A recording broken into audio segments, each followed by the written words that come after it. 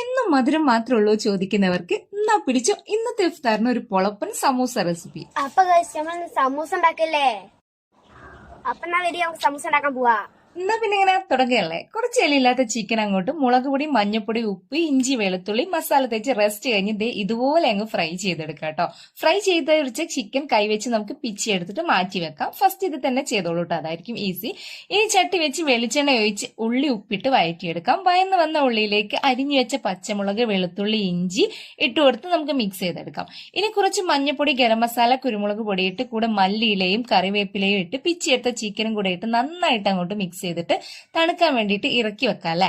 ഇനി സമൂസ ഷീറ്റ് എടുക്കാം. അത് ഒട്ടിക്കാനുള്ള മൈദ മിക്സും റെഡിയാണ്. പിന്നെ സമൂസ ഷീറ്റിനുള്ള ഫില്ലിങ്സ് നിറച്ച് ദേ ഇതുപോലെ എല്ലാം സെറ്റ് ആക്കിയിട്ടുണ്ട് കേട്ടോ.